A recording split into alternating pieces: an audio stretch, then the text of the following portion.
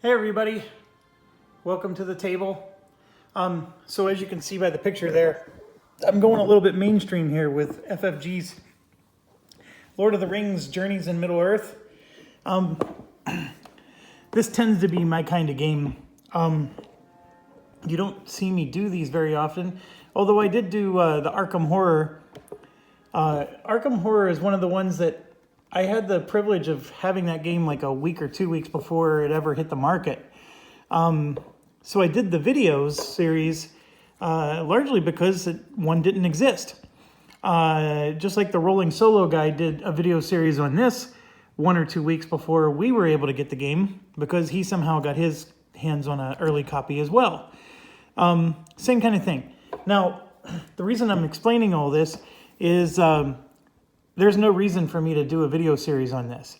I think the Rolling Solo guy did a fantastic job with his video, and there's nothing I'm going to be able to top other than, you know, being long-winded and just having you join me at the table. So with that said, I do want to put in a big plug for him.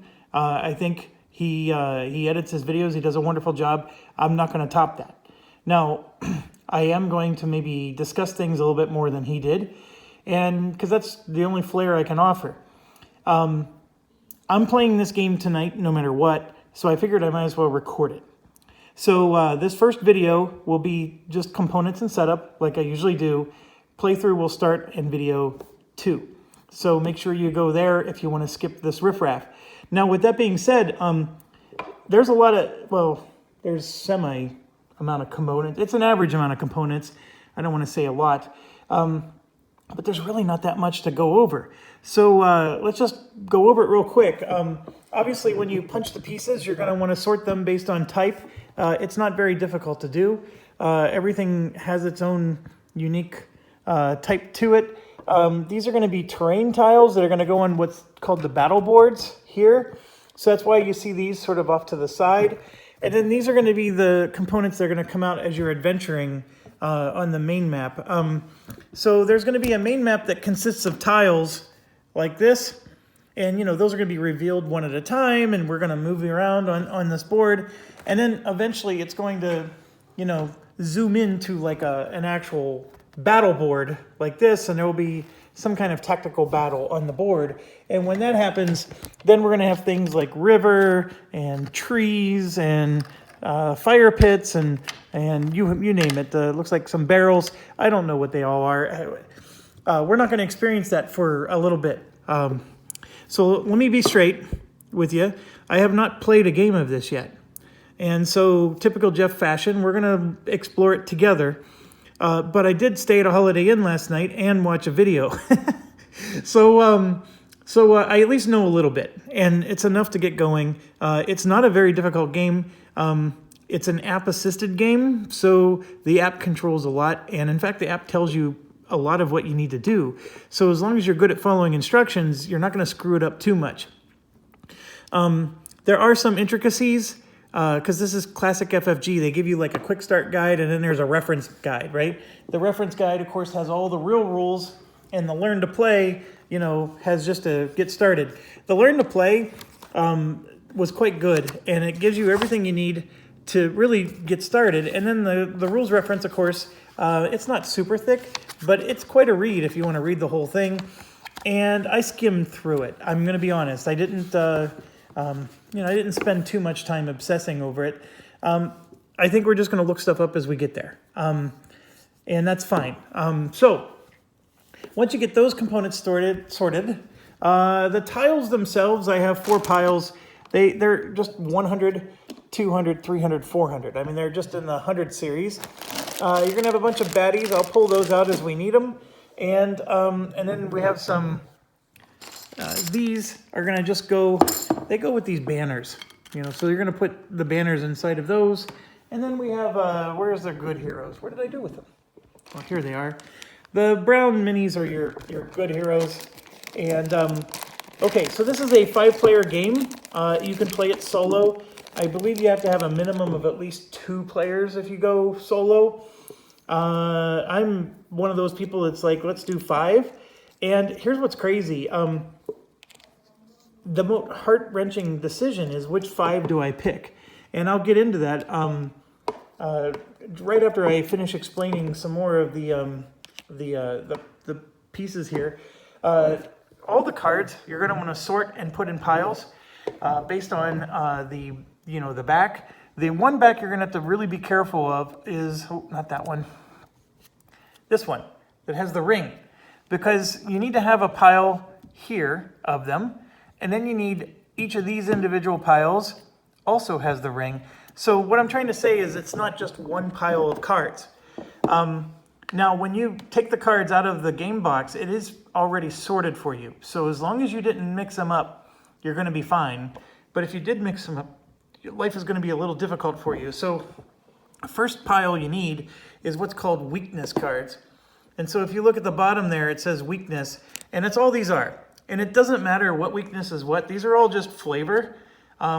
So whether you're off course or you're uncertain, it doesn't matter. They're just weakness cards, and they go in a pile, okay? Now these other ones are going to be, there's 5 classes in the game. There's captain, there's burglar, musician, guardian, I think pathfinder, hunter, and oh, what's this last one? Oh yeah, just that's it. Okay, so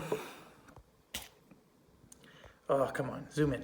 All right, so what you're going to want is another pile that goes, see the captain 4 here at the bottom? It's going to go 4 all the way up to 12, okay? So 4 up to 12 for every skill. They go in their own pile, and they start out of the game. So what's the idea behind this? This is a game that has all the components that Jeff loves in the game. It has leveling up and experience points. So as you gain experience points, you're going to be able to learn new skills. And these are the skills you can get later in the game, depending on what role you play. So if you play the role of the captain, then you can get an advanced captain skill, things of that nature, okay? So, but the piles are not over yet. We have more. There is this one with the hand. You're going to want to keep that nearby because that one will be used at the start of the game, but it's just its own pile.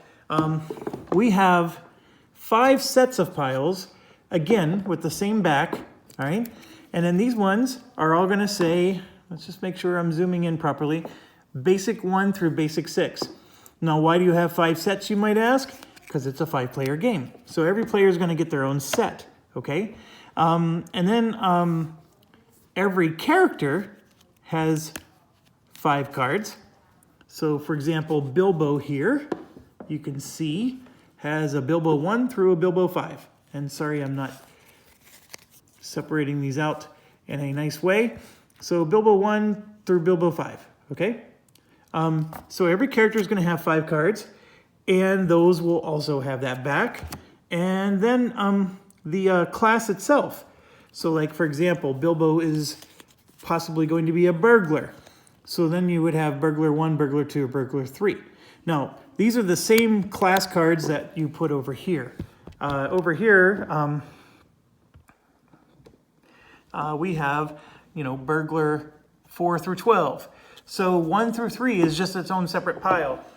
Make sure you do that. That's important because the 1 through 3 is going to start the game, whereas the 4 through 12 will not. Okay, that's really the difference. It's not very hard. I just wanted to make sure I pointed that out. So, okay, so we have to pick 5 characters, and the first character we have is Bilbo.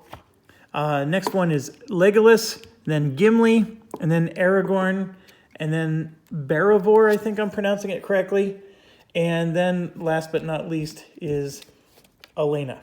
Okay, now so Lord of the Rings is a little wonky with the social justice warrior crowd of the modern era. These 2 characters, as far as I understand, don't actually exist in Lord of the Rings. They're made-up characters by FFG. The Tolkien licensing crew approved it. Don't go to my case about it. But they're not actually characters that were in Lord of the Rings lore. Now, I think Barivor is a Ranger of the North, which Lord of the Rings does mention that there's Rangers of the North, but it never clarifies who they are. Well, so they just took some license and named one of them, okay?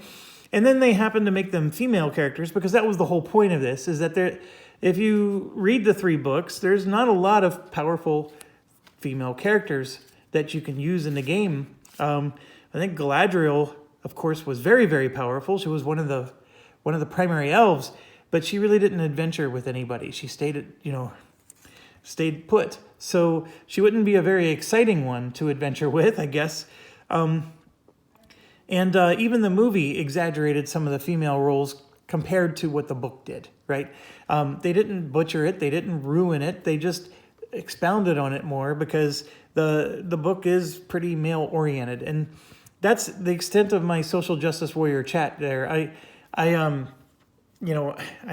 don't particularly enjoy having it shoved down my throat, but this is very tastefully done. And so these 2 characters are not real. Now, why am I bringing this up? Why is this important to me? Well, the reason it's important to me is because this is a Lord of the Rings game, and I like to be a Lord of the Rings player, if you will. So when I look at these characters, there are 4 that are clearly well-known, established in the book characters, and these 2 are not. So guess what? One of these 2 is not coming with us.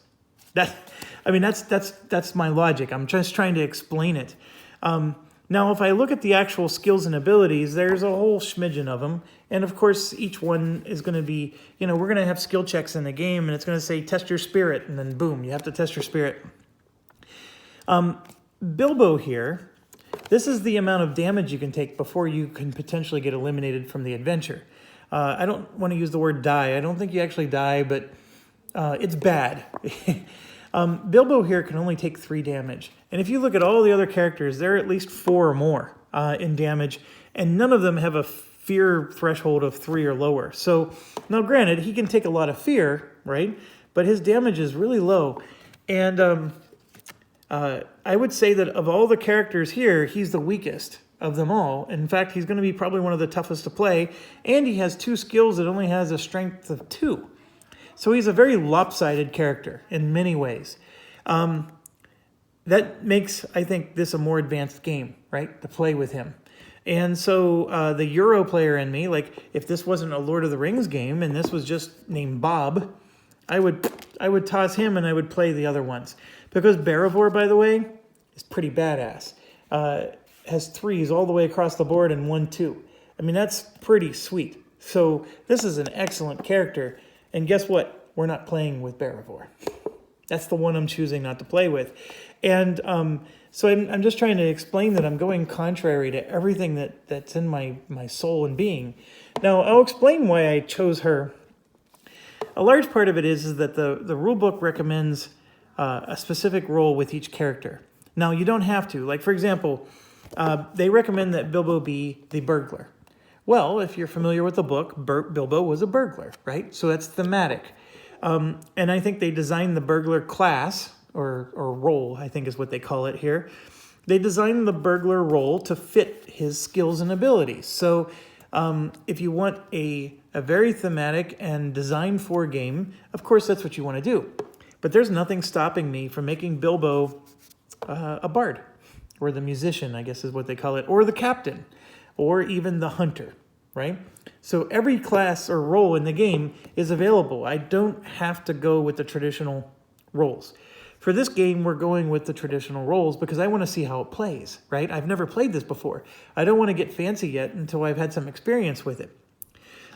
There's a part of me that wants to pick her instead of Bilbo because I think she's an easier game. I really do. I really think this is a very nice, balanced character. I mean, you can't ask for more balance than that. And even look here, 5 and 5, and then a 4.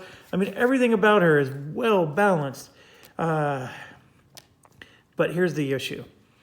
Of all the classes, I don't really care for the hunter class. Like, I'm reading all their abilities and what the different classes do, and I'm using the word class interchangeably with role. I think the rule book calls it a role. My apologies. But the hunter role or class is all about damage, of course, but it seems like the one class you don't need. Okay? Now, I want to have anything but the hunter, but I want Legolas, and they're recommending that Legolas be the hunter. So we're going to go with that. I was tempted to make Legolas the Pathfinder, which is what Beravor is. She's the Pathfinder. The Pathfinder has some very interesting abilities, and most of them involve helping your party to move for free, which I think movement's going to be a big deal in this game, and so I might be really shortchanging myself by not having a Pathfinder class. I think Legolas could be the Pathfinder instead. I mean, he's an elf. A Pathfinder fits very thematically with elf. I mean, she's a ranger, and a Pathfinder ranger makes sense. We could even make Aragorn the Pathfinder if we wanted to. So I have some regrets, is what I'm trying to say. This was like a very difficult decision, and even now I'm explaining it to you, I still want to change my mind. Legolas is also a very imbalanced character. Another one that's very imbalanced is Gimli. I think if there was maybe another character I would like to go without, it would be Gimli. But how could I not take Gimli with me? So that's the part where I'm heartbroken and torn. The Euro in me wants to go min-max, make sure I have the best possible characters. But the thematic part of me wants to just go with the thematic. And that's what we're doing. We're doing the thematic thing. So I feel like I'm making this game more difficult for myself as a result. But then again, I might be underestimating the Hunter class, or I may not have valued the Pathfinder class enough. Now, here's the thing. Bilbo is going to be the burglar. The burglar has very unique skills and abilities. I want to try it just because it seems fun. Okay, the burglar is so different than anything else. My initial assessment of it is that he needs to be a loner. And I have a feeling he's going to get himself in trouble a lot. Because a loner can do really great, and then all of a sudden that one thing goes wrong, and he's all by himself, and there's no one there to heal him, there's no one there to protect him. So I am concerned, but we'll try it. Legolas is supposed to be the hunter class, raw damage, stuff like that. The one thing with Legolas is that he starts, I believe he'll start with a bow, which lets him shoot at range. And range shot is a very powerful thing. At least it seems like it will be. So I have a feeling he's going to definitely earn his keep. Now Gimli is the one that I'm jury still out on. He's a very min-max type of character. This is his inspiration, which we haven't explained yet. He only has 3 of it. That is the lowest in the game, so it's really crappy that he can only get 3. He has a lot of his skill. He's the guardian role.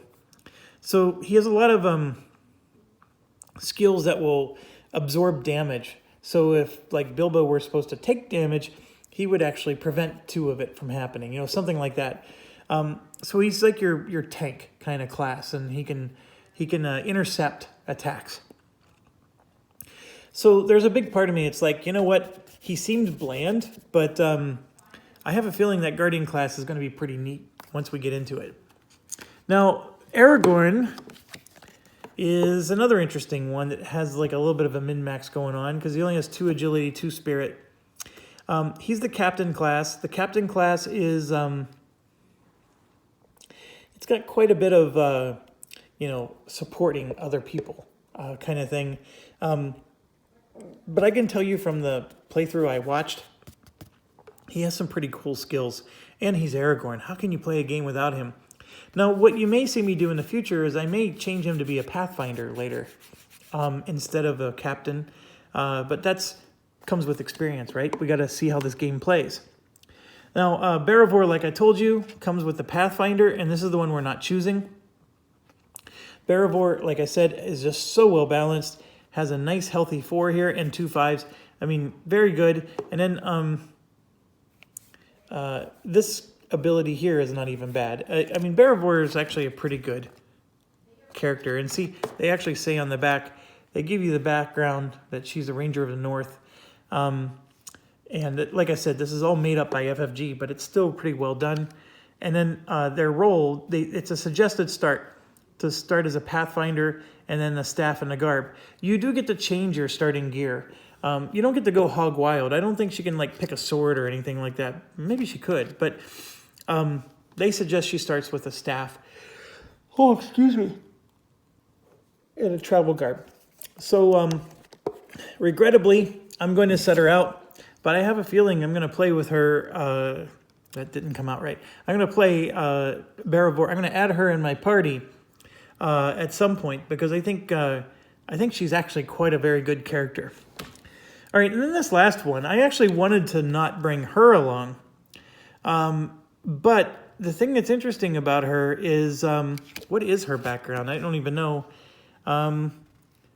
She's in the great port city of Mythland. She's watching all the elves take to the sea. Nothing remains for her in the Forsaken Lands, and everything's fading. So yeah, she's just basically a plain old elf. But her role's the musician, and she, of course, starts with the harp and the cloak. The thing this seems like a cleric type role, if I can use D&D terms, and the musician is like the burglar. It has some really unique skills that no other character class has. You're going to find that the hunter class has some of the same skills as Pathfinder, same skills as the captain. But this one has skills that are just wildly different. And it also seems like she does a lot of healing. So, this is the D&D person in me. You've got to bring your cleric with you, no matter what party you form. And I'm forming a party, and there's my cleric. So I would have actually taken Baravor along instead of her were it not for that thing. So I know I'm not seeking your validation here, even though I guess I am.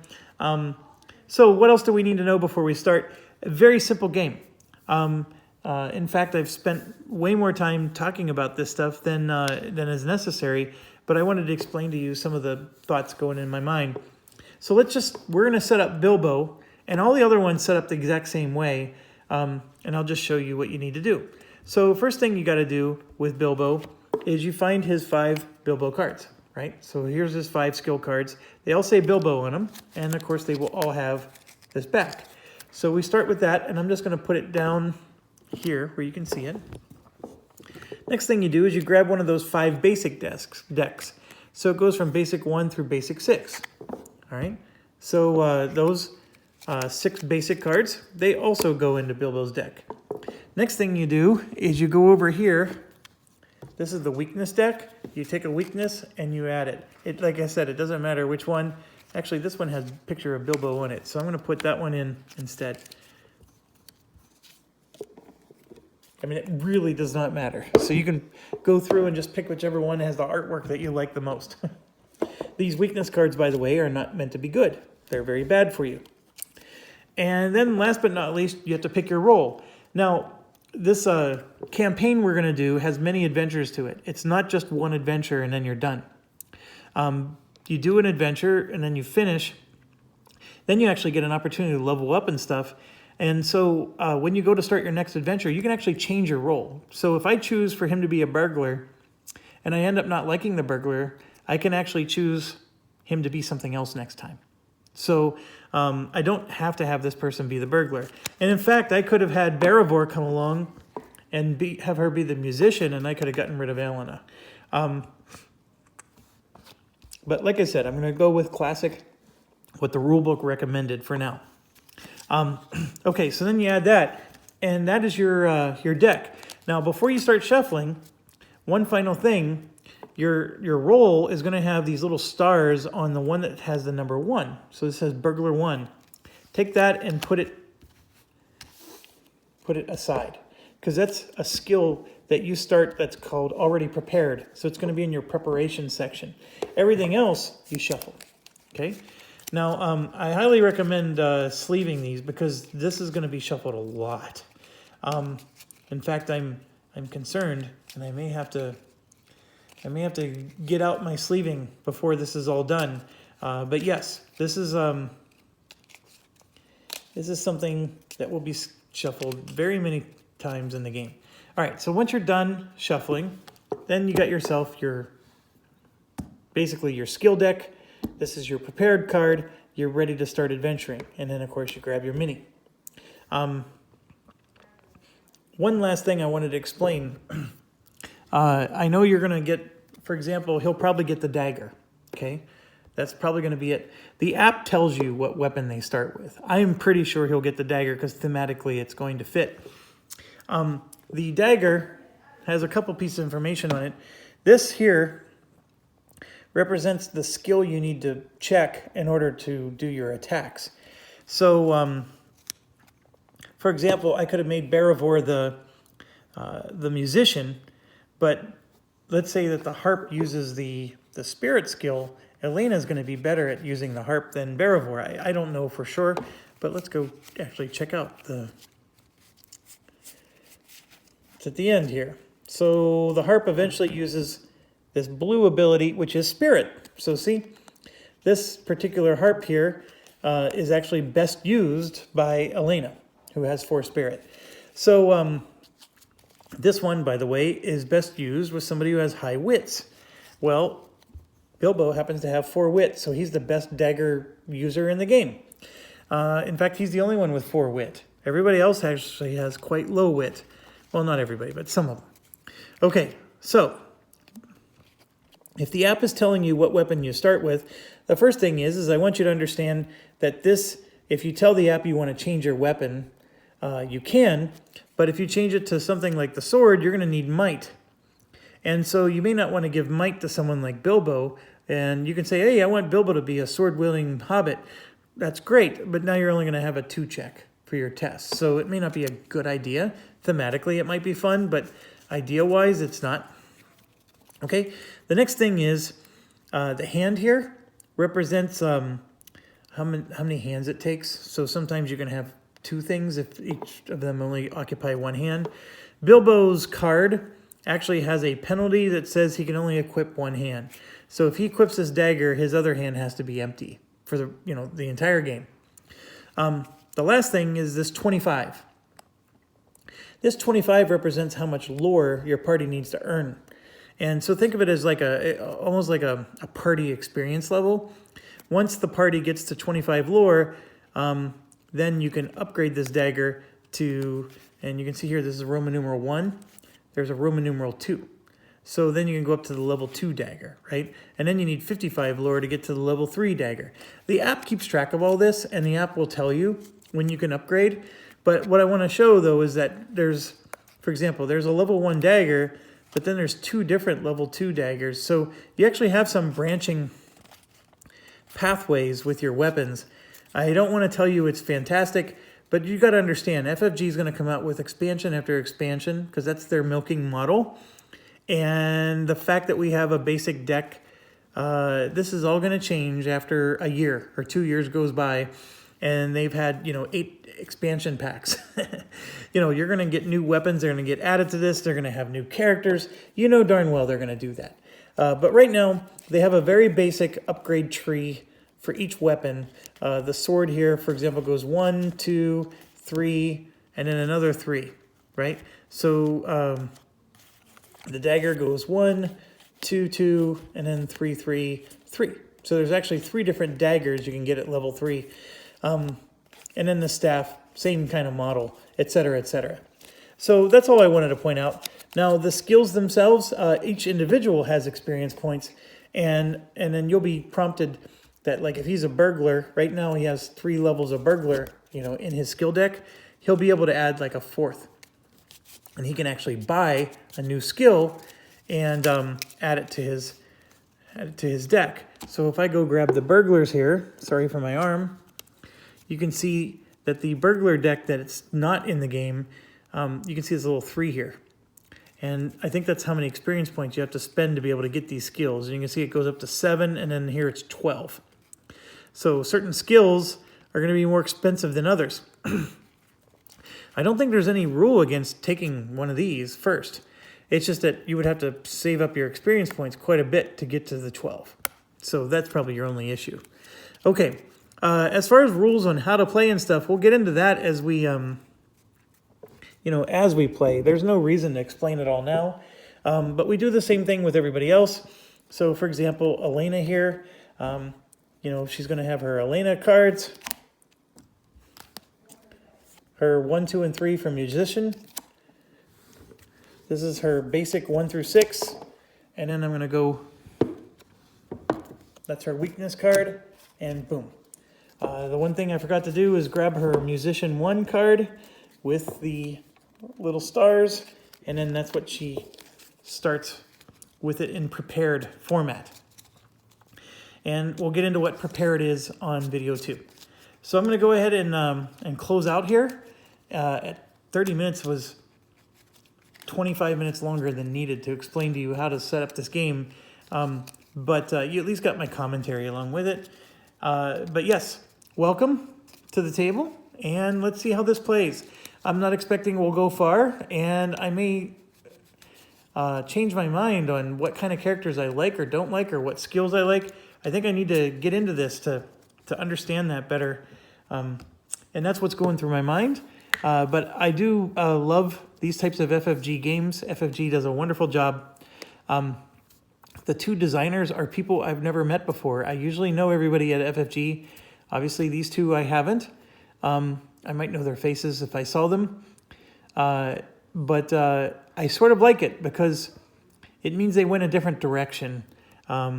Like Mansions of Madness is a Corey Kaniska game, and then every game after that is a Corey Kaniska game, and they all have the same Corey Kaniska design flair, right?